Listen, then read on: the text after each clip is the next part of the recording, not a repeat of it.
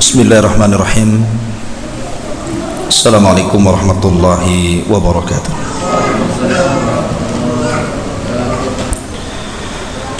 Alhamdulillah wassalatu wassalamu ala Rasulillah wa ala alihi wa sahbihi wa mawalah wa la hawla wa la quwata illa billahi wa ba'du. Baik, kita lanjutkan kajian kita, masih membahas tafsir dari surah Al-Insyiqaq.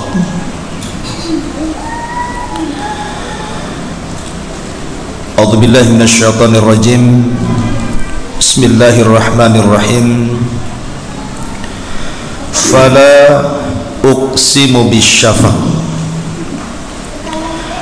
wal laili wa ma wasaq wal qamari idza tasaq latarkabunna tabaqan an tabaq fama lahum la yu'minun wa idza quriya alaihimul qur'anu la yasjudun balil ladzina kafaru yukadzibun wallahu a'lamu bima yu'un fabashshirhum bi'adzabin alim illal ladzina amanu wa 'amilus solihati lahum ajrun ghairu mamnun. Allah Subhanahu wa ta'ala berfirman, maka aku bersumpah dengan cahaya merah di waktu senja. Syafaq di sini maksudnya syafaq ahmar, menunjukkan bahwa berakhirnya waktu maghrib dan masuknya waktu isya. Wal laili ma wasaq, demi malam dan apa yang demi malam dan apa yang diselubunginya. Wal qamari idza tasaq, demi bulan dan apabila menjadi terang karena purnamanya. Latarkabunna tabaqan an tabaq, sungguh akan kamu jalani tingkatan demi tingkatan dalam kehidupan. Di sini Allah Subhanahu wa taala membuat sebuah permisalan perjalanan manusia dengan mempermisalkan malam hari. Allah Subhanahu wa ta'ala mengatakan fala uqsimu bisyafaq. Syafaq itu artinya awan merah, dan itu tanda daripada akhir waktu maghrib. Artinya dengan hilangnya awan itu masuklah waktu isya.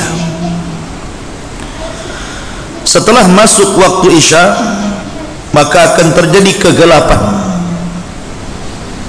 Baru setelah adanya kegelapan akan muncul bulan. Begitulah perjalanan malam. Sampai di pagi hari bulan hilang, muncul fajar, dan berakhir dengan muncul matahari. Makanya setelah itu Nabi Allah Subhanahu wa ta'ala mengatakan latarkabunna tabaqan an tabaq, bahwa perjalanan hidup manusia itu akan ada tingkatannya, baik di dunia, kemudian masuk ke dalam kubur, ataupun di padang mahsyar. Manusia itu akan hidup bertingkat-tingkat. Taib. Kalimat wal laili wa ma wasaq, demi malam dan apa yang diselubunginya, itu dalam bahasa seperti itu. Tapi dalam bahasa tafsir, yang dimaksud wasaq di situ artinya adalah jamaah, dan demi malam dan apa yang dikumpulkannya. Karena malam itu tempat berkumpul. Kalau kita melihat binatang, maka kambing-kambing di malam hari akan berkumpul dengan kawanannya. Begitu juga sapi, kerbau, dan yang sejenisnya. Semut juga sama. Kalau di malam hari dia akan berkumpul dengan kawanannya. dan seluruh binatang akan berkumpul dengan kawanannya, termasuk juga manusia. Apabila di malam hari secara fitrah loh ya, yang tidak kerja malam, maka umumnya manusia itu berkumpul dengan keluarganya di malam hari, berkumpul bersama istrinya, bersama anak-anaknya, bersama keluarganya, karena malam itu Allah ciptakan untuk beristirahat. Itu makna wa ma wasaq. Wal qamari idza tasak, dan apabila bulan ketika purnamanya, maksudnya diisyaratkan kepada tanggal 13, 14 dan 15 dari penanggalan Hijriah. Sebab kalau penanggalan Masehi enggak ketemu. Kalau antum punya almanak penanggalan, kemudian dilihat penanggalan itu Hijriah, lihat tanggal 13. Biasanya bulan sudah mulai membesar. Tanggal 14 makin membesar. Tanggal 15 puncak-puncaknya purnama. Disitulah disyariatkan kita puasa yang disebut dengan puasa ayyamul bid, puasa purnama, 3 hari dalam sebulan, 13, 14 dan 15. Di sini Allah Subhanahu wa taala bersumpah dengan qamar, dengan bulan. Setelah Allah bersumpah dengan syafaq, kemudian bersumpah dengan malam, kemudian bersumpah dengan bulan. Begitulah tingkatan malam. Berawal dari syafaq, muncul malam, datang bulan. Dan apabila kemudian sudah datang bulan, maka di situ para ulama adalah waktu-waktu yang sangat bahaya. Kenapa waktu yang sangat bahaya setelah malam kemudian muncul bulan? Karena Allah Subhanahu wa taala memerintahkan kita untuk berlindung pada waktu itu. Qul a'udzu birabbil falaq min syarri ma khalaq wa min syarri ghasiqin idza waqab. Wa min syarri ghasiqin idza waqab, dan apabila malam menutupinya, kita disuruh berlindung dari malam apabila menutupinya. Kapan itu? Ketika syafaq ahmar hilang, kemudian datang kegelapan, muncul bulan. Karena itu adalah waktu syayatin, waktu setan. Waktu setan itu kalau selepas isya itu terus sampai menjelang sepertiga malam akhir, itu disebut waktu setan. Makanya kita berlindung kepada Allah Azza wa Jalla dari waktu ini. Karena setan di malam itu mereka akan tala'ub, akan bermain-main, akan membuat orang lalai untuk tidak tidur, akan membuat orang lalai untuk dibuat maksiat, akan membuat lalai untuk dibuat melihat sesuatu yang tidak ada faedahnya. Nonton TV kadang-kadang sampai jam 12. Tahap apa yang ditonton kan? Nanti tidurnya jam 1 atau jam 2 kan? Mana sempat dia sholat malam, sudah ngantuk. Terkadang subuh pun lewat kan gitu. Makanya waktu itu waktu yang sangat bahaya karena syaitan mempermainkan kita. Dari sinilah Nabi SAW melarang tidak boleh tidur setelah maghrib dan tidak boleh banyak bicara setelah isya, kecuali pembicaraannya karena ada faedahnya, mungkin thalabul ilmi, mungkin maslahat dunia dan akhirat, karena masalah. Tapi kalau berbicaranya kemudian ngalor ngidul ngetan ngulon gak jelas gitu ya, nah ini masalah. Karena setan akan terus membuat dia asik bicara, lupa waktu. Tahu-tahu jam 1, tahu-tahu jam 2, tahu-tahu tidur, tahu-tahu bangun jam 7 gitu ya, lewat semuanya. Begitulah setan mempermainkan manusia. Kemudian setelah Allah Subhanahu wa taala bicara tentang perjalanan waktu ini, maka Allah ingin menerapkan kepada kita manusia dengan firman-Nya, la tarkabunna tabaqan an tabaq. La tarkabunna tabaqan an tabaq. Sungguh akan kamu jalani tingkatan demi tingkatan dalam kehidupanmu. di alam arwah, di alam janin sudah ada tingkatannya. Pertama, manusia itu dari segumpal air mani, kemudian masuk ke tingkatan yang kedua setelah 40 hari, kemudian naik ke tingkatan yang kedua menjadi segumpal darah. Kemudian setelah 40 hari berikutnya naik lagi tingkatannya menjadi segumpal daging, kemudian dimasukkan tulang dan menjadi manusia. Baru setelah kemudian 4 bulan ditiupkan ruh. Disitulah dicatat rizkinya, dicatat ajalnya, dicatat amalnya, dicatat apakah dia husnul khotimah kah, apakah su'ul khotimah kah, dicatat semuanya itu. Baru setelah usia 9 bulan kemudian lahir ke dunia. Ada tingkatan lagi di dunia.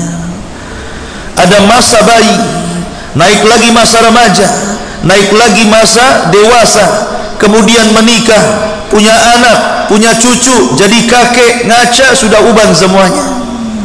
Siap-siap dia dipanggil oleh malakul maut. Begitu juga dalam kehidupan dia, dalam hal ekonomi dan pengetahuan ada tingkatannya.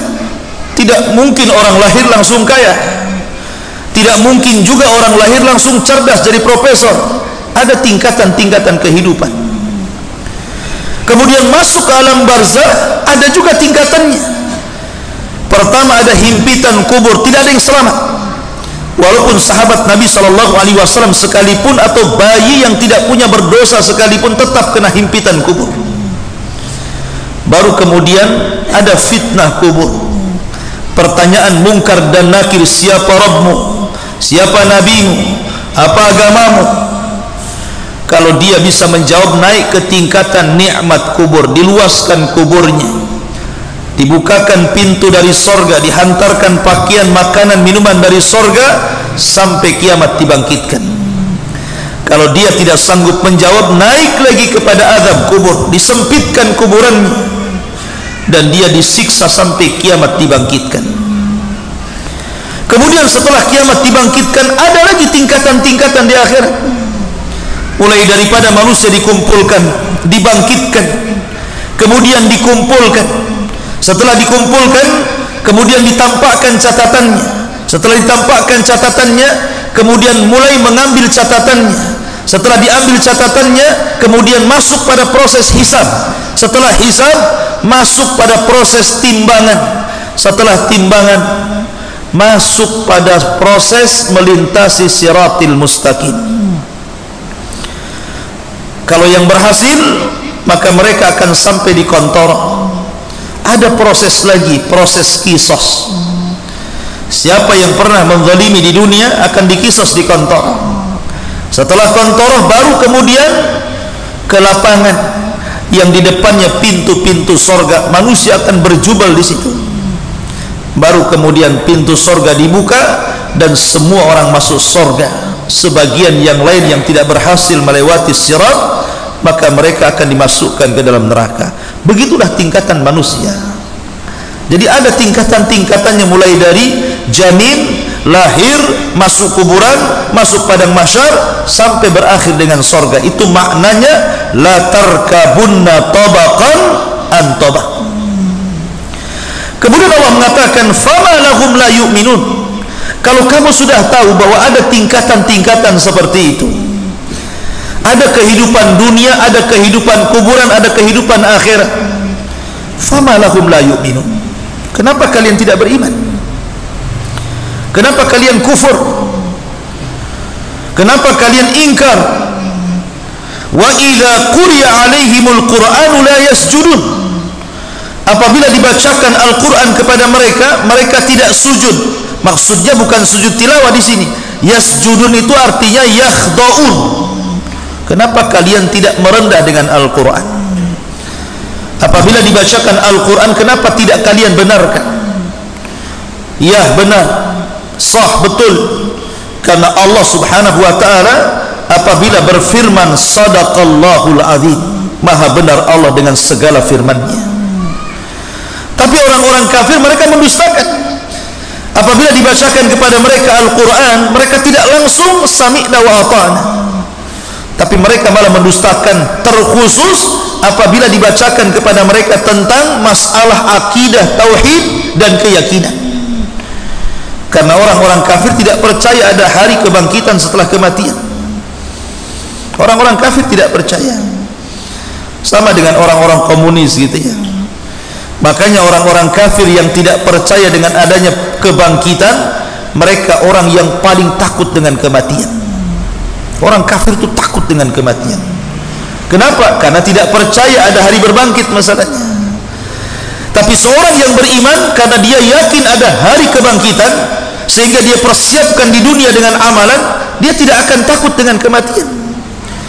Makanya Khalid bin Walid ketika ditanya oleh tentara Romawi, tentara Nasrani, tentang kiat-kiat kenapa dia bisa menang perang padahal pasukan tidak banyak, sementara orang-orang Romawi itu pasukannya berkali-kali lipat dibandingkan pasukan kaum muslimin yang dipimpin Khalid. Mereka bertanya tentang kunci kemenangan. Maka Khalid hanya sederhana saja, kalian ingin tahu kenapa kami dimenangkan?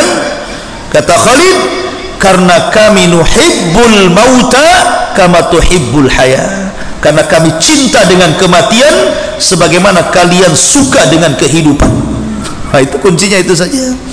Karena kami suka mati, kalian suka hidup masalahnya. Makanya kalian ketakutan, kami malah justru makin berani gitu. Karena ingin mati. Karena orang yang mati di medan perang mati syahid, tidak ada hisab, masuk surga tanpa hisab dan adab. Begitulah sikap kaum muslimin. Fama lahum la yu'minun. Kenapa mereka tidak beriman? Dan apabila dibacakan kepada mereka Al-Quran, mereka tidak tunduk, tidak membenarkan, justru mendustakan. Al-Quran ini ikhwan adalah mukjizat yang Allah turunkan, maqru'an, dibaca. Beda dengan kitab-kitab Taurat, Zabur dan Injil. Kalau Taurat, Zabur dan Injil diturunkan itu sifatnya maktub, ditulis. Jadi ketika Allah menurunkan Taurat, langsung ada tulisannya, ada papannya. Sehingga ketika Nabi Musa mendapatkan Taurat, pulang bawa papan, bawa tulisan Taurat. Begitu juga Zabur yang diberikan kepada Daud, begitu juga Injil yang diberikan kepada Isa, langsung dalam bentuk catatan. Beda dengan Rasulullah, beda dengan Al-Quran. Al-Quran ketika diturunkan tidak ada catatannya. Makanya disebut Quran, sesuatu yang dibaca. Quran itu artinya bacaan. Jadi Quran itu diturunkan makruh dibaca, bukan maktub ditulis. Makanya di zaman Nabi SAW tidak ada mushaf seperti ini. Karena Allah membacakan Quran kepada Jibril, Jibril membacakan Quran kepada Rasulullah, Rasul membacakan Quran kepada umatnya. Sehingga di zaman Rasul tidak ada mushaf. Yang ada hanyalah hafalan yang diletakkan di dada-dada kaum muslimin. Inna nahnu nazzalna dzikra wa inna lahu lahafizun. Kami yang menurunkan Quran, kami yang menjaganya, terjaga dalam hafalan. Hanya beberapa sahabat Nabi yang menulis, tapi tidak berupa mushaf, hanya lembaran-lembaran saja, dari kulit, dari tulang, macam-macam. Baru setelah periode Abu Bakar Siddiq menjadi khalifah, terjadi perang besar namanya perang Yamamah. Kaum muslimin melawan nabi palsu di zaman itu, namanya Musailamah Al-Kadzab. Terjadi perang Yamamah. Di perang ini banyak orang yang hafid Quran mati.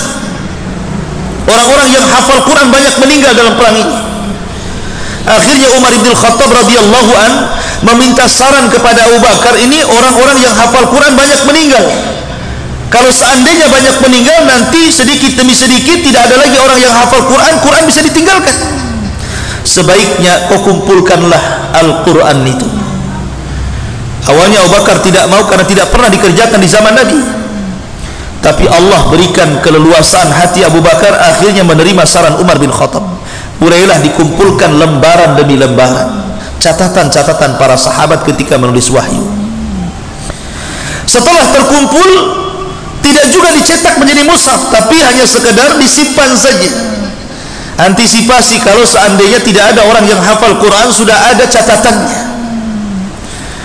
Akhirnya Setelah kemudian Abu Bakar meninggal dunia, di zaman Umar pun belum dicetak, sampai Umar meninggal dititipkan kepada Hafsah.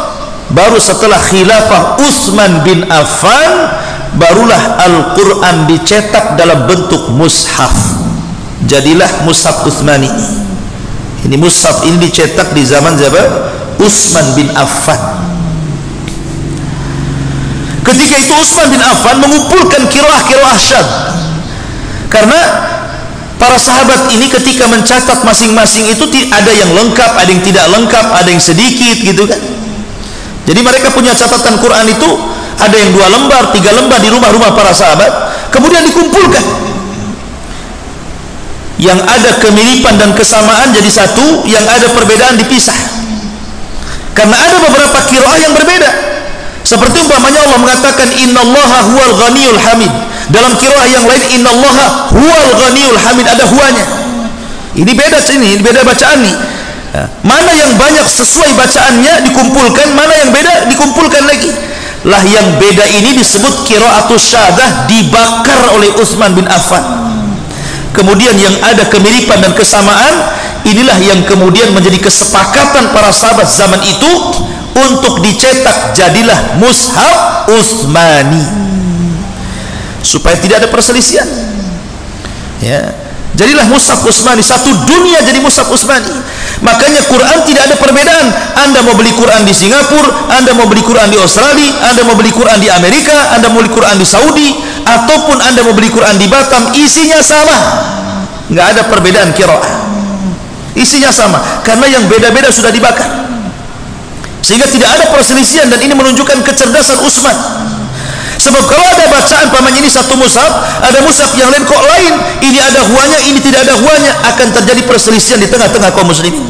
Makanya yang qiraah yang menyelisih itu dibakar, kemudian disepakati satu qiraah saja, satu bacaan, sehingga beli Quran di mana saja tidak akan beda isinya. Itu juga yang dibaca dari Qul A'udzu, dari surah Al-Fatihah, Al-Baqarah, dan diakhiri dengan Qul A'udzu birabbin nas. Semua mushaf Quran seperti itu. Ma'asyiral muslimin yang dimuliakan Allah Azza wa Jalla. Dan ingat, dahulu para salaf itu mereka sangat memuliakan Al-Quran. Saya akan kisahkan satu kisah dari Umar bin Abdul Aziz. Suatu ketika Umar bin Abdul Aziz ini mengirim mata-mata untuk mengecek apakah ada orang-orang Islam yang ditawan oleh orang-orang Romawi, diutus utusan. Mata-mata ini rupanya ketika sampai di Romawi, ketika sampai di sebuah tempat, tiba-tiba malam-malam dia mendengar ada orang membaca Quran. Di kegelapan itu ada orang membaca Quran. Berhentilah mata-mata ini yang diutus Umar bin Abdul Aziz. Kemudian dia mengucapkan salam, assalamualaikum, tidak dijawab sama yang baca Quran ini. Dia salam lagi, assalamualaikum, tidak dijawab sampai 3 kali. Akhirnya mata-mata Umar bin Abdul Aziz ini bertanya, apakah kau seorang muslim? Maka berhentilah orang yang membaca Quran dan mengatakan, ya, saya seorang muslim. Kenapa kamu tidak menjawab salam? Kemudian kata orang yang membaca Quran itu, karena saya tidak menyangka di Romawi ini ada muslim, jadi saya tidak jawab. Saya sangka semua orang kafir, saya sendiri yang muslim di sini, katanya. Kemudian didekati, rupanya orang yang membaca Quran itu buta matanya, rusak matanya. Kemudian ditanya, kenapa dengan matamu? Rupanya dia tentara dulunya, kemudian ketangkap, kena tangkap dan disandra, jadi tawanan orang-orang Romawi. Kemudian dia bercerita, ketika aku menjadi tawanan orang Romawi, maka aku dipaksa untuk menjadi Nasrani, tapi aku tidak mau. Kemudian mereka mengancam kepadaku, kalau kau tidak jadi Nasrani, ku copot kedua mata. Akhirnya tetap dia istiqomah dengan Islam sampai dicopot matanya, sampai buta dua-duanya. Dan mereka pun meletakkan aku di sini, setiap hari aku hanya makan 1 roti untuk 1 hari 1 malam. Tetapi aku sudah bersumpah kepada Allah Azza wa Jalla, Aku akan bersumpah kepada Allah, kalau aku meninggal kemudian Allah hadapkan diriku, aku bersumpah kepada Allah, aku akan mengatakan kepada Umar bin Abdul Aziz, kalau berjumpa pada hari kiamat, saksikan wahai Khalifah Amirul Mukminin bahwa tidak ada orang muslim di tanah Rum kecuali diriku, dan aku meminta kepadamu, jadikan aku satu sorga denganmu. Akhirnya mata-mata ini kemudian pergi pulang, kemudian menemui Umar bin Abdul Aziz. Kata Umar bin Abdul Aziz, apa yang kau temui di negara Romawi itu? Maka mata-mata ini mengatakan, sungguh aku mendapati orang yang sedang membaca Quran begini, begini, begini, begini. Ceritakan semuanya. Marah Umar bin Abdul Aziz ini, karena dia hafal Quran, tentara ini disiksa sedemikian rupa, bahkan sampai dicopot kedua matanya. Ngamuk Umar bin Abdul Aziz, tulis surat. Ya. Kata Umar bin Abdul Aziz, serahkan surat ini kepada Malikur Rum, Raja Romawi. Akhirnya dibawalah surat itu sampai ke Raja Romawi. Pas dibaca surat itu, ancaman dari Umar bin Khattab, wahai Raja Romawi, sampainya surat ini kepadamu menunjukkan bahwa saya akan mengerahkan pasukan besar, awalnya dari kalian dan akhirnya dari diriku. Kalau kau tidak lepaskan dia, maka kuhancurkan sampai ke akar-akarnya. Ketakutan Raja Romawi, dapat surat itu ketakutan. Ya. Akhirnya kemudian raja ini mengutus prajurit untuk mencari orang yang buta itu. Allah takdirkan sudah meninggal. Ini orang buta ini. Ketakutan lagi Raja Romawi. Kenapa? Ini gimana, apa yang harus kami lakukan? Orang yang sudah meninggal masalahnya. Akhirnya kemudian Raja Romawi minta waktu 1 hari kepada mata-matanya untuk berpikir, nih apa yang harus kami jawab untuk Umar bin Abdul Aziz ini. Akhirnya kemudian dia pun ngomong sama utusan delegasi Umar bin Abdul Aziz, demi Allah kami tidak membunuh orang itu. Dia mati sendiri karena dia banyak beramal, dia banyak sholat malam, dia banyak puasa, dia banyak berzikir. Akhirnya kelelahan kemudian mati. Wallahi kami tidak membunuhnya, katanya, saking takutnya tuh. Akhirnya, kalau engkau ketakutan dengan khalifah kami, ya sudah, bawa saja jasadnya, kamu mandikan, kamu kafankan, bersihkan, masukkan ke kendaraan, biar aku katakan kepada Umar bahwa dia tidak dibunuh tapi dia mati karena amalannya. Akhirnya berangkatlah, kemudian sampai di kota Baghdad, kemudian diceritakan tentang kematian orang yang hafal Quran ini. Maka Umar bin Abdul Aziz kemudian meninggal, menangis, dan melihat jasadnya, mengatakan dan diceritakan nazarnya, dia mengatakan, ya semoga aku bersama dia di sorga, semoga aku bersama dia di sorga. Begitulah orang-orang yang hafid Al-Quran dihormati di zaman itu. Kenapa? Karena Khalifah Umar bin Abdul Aziz itu hafal Quran. Sejak kecil sebelum balik sudah hafal Quran. Dia bukan hanya khalifah tapi ulama. Dia ulama fiqih. Memang betul-betul ulama yang melahirkan para ulama. Sehingga bukan khalifah sembarangan Umar bin Abdul Aziz itu. Makanya dia sangat cinta dengan para penghafal Quran. Ma'asyiral muslimin yang dimuliakan Allah Azza wa Jalla. Wa idza quri'a 'alaihimul Qur'anu la yasjudun. Balil ladzina kafaru yukadzibun.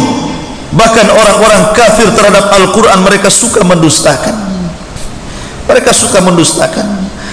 Terkadang hati orang kafir itu sebenarnya mereka itu yakin dengan kebenaran Al-Quran itu, tapi lisan mereka mendustakannya. Makanya Allah mengatakan, wallahu a'lamu bima yu'un, dan Allah lebih mengetahui apa yang mereka sembunyikan dalam hati mereka.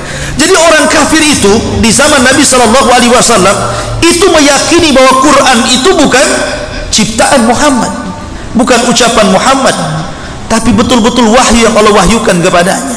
Mereka yakin hati mereka, tetapi karena kesombongannya mereka mendustakan Al-Quran. Contoh saja kisah Al-Walid ibn Mughirah yang sudah sering saya ceritakan. Al-Walid ibn Mughirah ini orang yang paling kaya raya. Tanahnya terbentang dari Mekah sampai ke Taif, dan anak-anaknya sukses. Tidak ada orang kaya melebihi dia di zaman itu, di zaman Quraisy. Selain kaya, orangnya cerdas, ahli syair, pujangga Arab. Dia penasaran dengan apa yang diturunkan kepada Rasulullah. Datang dia kepada Abu Bakar dan mengatakan, wahai Abu Bakar, saya dengar sahibuka, saudaramu si Muhammad itu turun kepada dia wahyu. Bisa enggak kau bacakan kepadaku beberapa wahyu yang diturunkan kepadanya? Akhirnya Abu Bakar membacakan ayat-ayat Al-Quran di hadapan Al-Walid ibn Mughirah, dan dia menikmati, kemudian meyakini bahwa ini adalah firman Tuhan.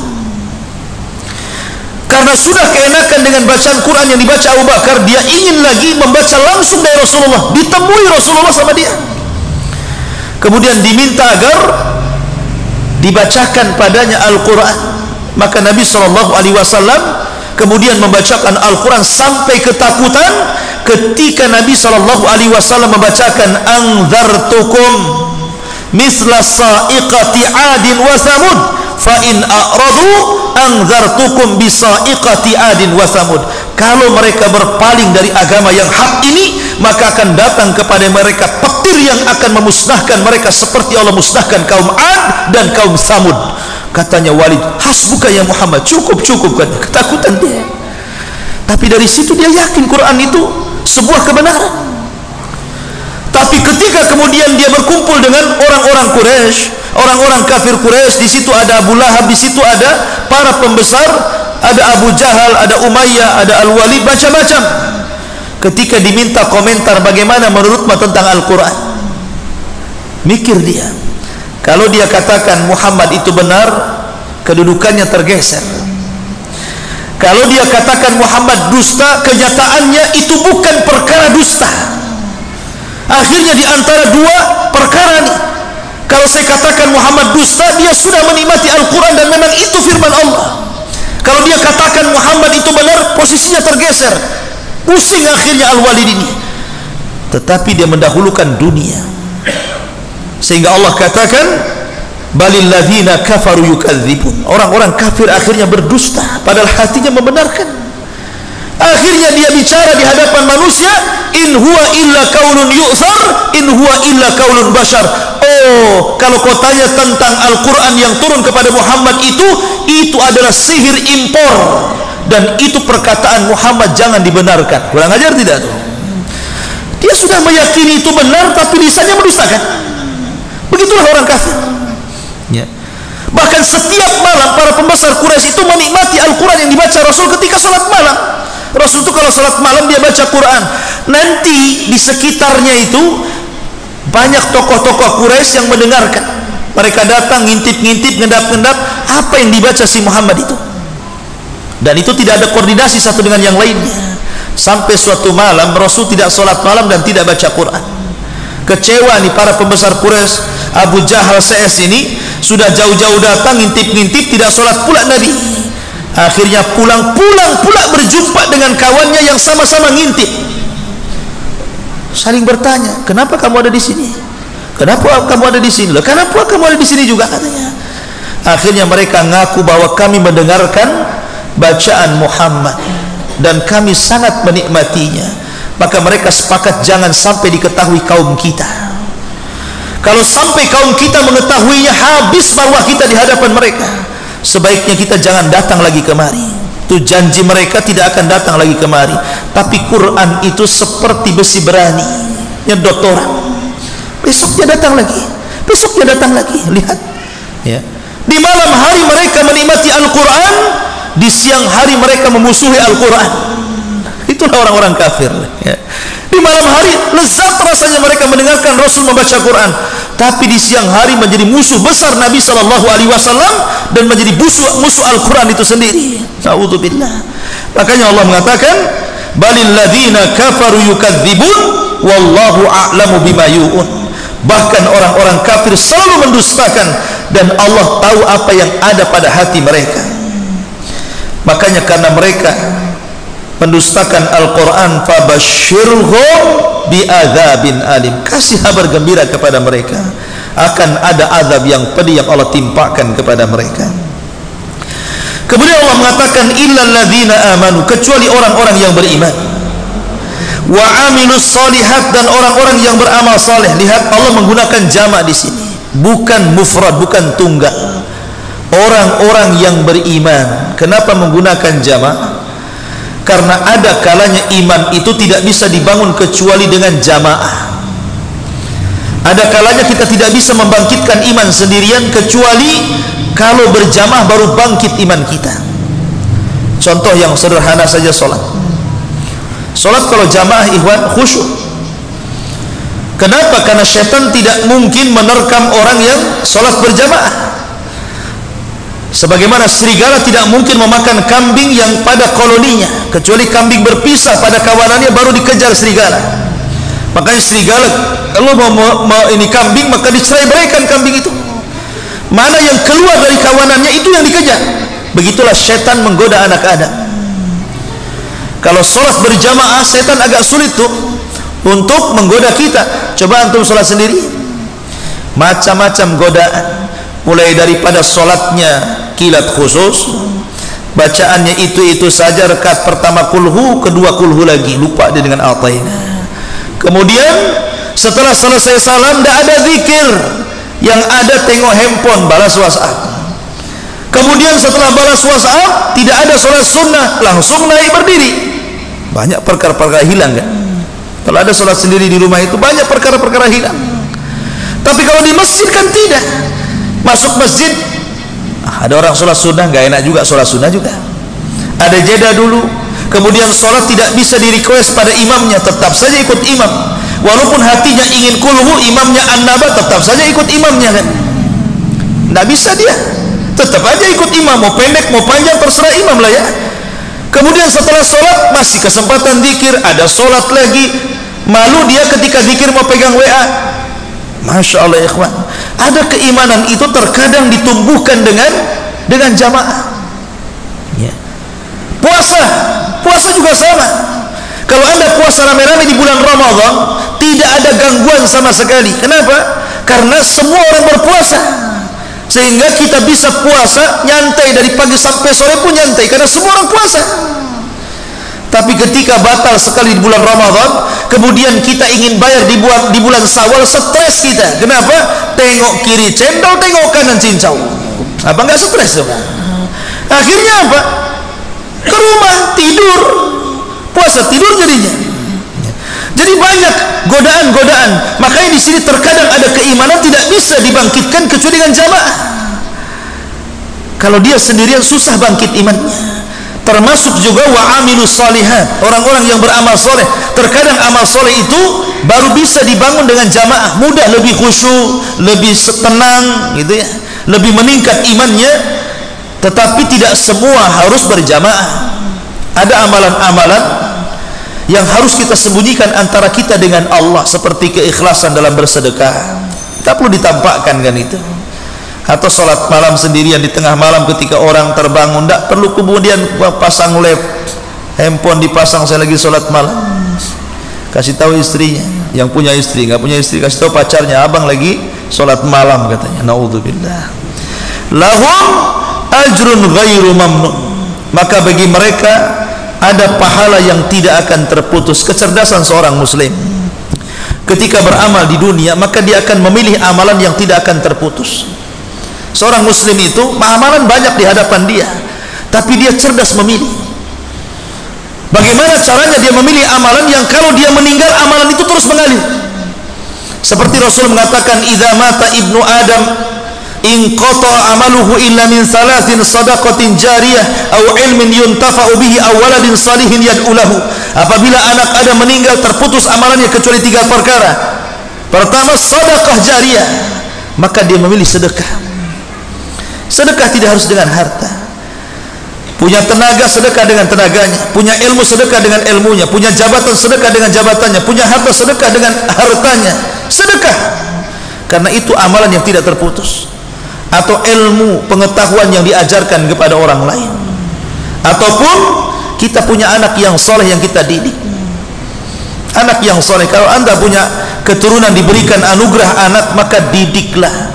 Kalau seandainya Allah takdirkan kemudian anak itu menyimpang, setelah anda didik, maka anak itu tidak mentransfer dosa lagi kepada kita. Jadi antum didik anak antum sholat, suruh belajar di waktu belum balik umpamanya, akhirnya anak itu nampak kesolehannya. Setelah balik, orang tuanya meninggal. Rupanya anak ini tersesat. Yang tadinya ketika masa kecilnya dia sholat, akhirnya tidak sholat. Masa kecilnya taat, akhirnya maksiat. Maka orang tua tidak mungkin terseret lagi dengan anaknya. Kenapa? Karena bebannya sudah selesai, tugasnya sudah selesai. Tapi kalau anak itu tidak dididik sama sekali, dari kecil tidak pernah diarahkan ke agama, dari kecil tidak pernah diajari sholat, dari kecil tidak pernah dihadirkan di majelis ilmu, dari kecil tidak pernah diajarkan Quran, kemudian orang tuanya meninggal, makin besar makin jahat, maka anak itu akan menyeret orang tuanya ke neraka. Maka supaya yang ditransfer oleh anak itu adalah pahala dan bukan dosa, maka ini anak ini harus jadi anak soleh dulu. Makanya awaladin salihin yad'ulahu, atau anak soleh yang mendoakan kedua orang tuanya. Dan tidak mungkin soleh kecuali ada yang mendidik kesolehannya. Siapa? Orang tua. Siapa lagi? Ya. Maka ini beban orang tua. Dan seorang muslim harus cerdas ketika di dunia, cari amalan-amalan yang bisa mengalir. Amalan banyak, tapi carilah yang mengalir itu, supaya setelah kematian kita dengan usia yang pendek, kita tetap berpahala walaupun kita sudah masuk ke alam barzah. Wallahu a'lam bishawab. Ini yang bisa sampaikan. Subhanallah bihamdika, asyhadu an la ilaha illa anta, astaghfiruka wa atubu ilaik. Allahu ta'ala alam. Assalamualaikum warahmatullahi wabarakatuh.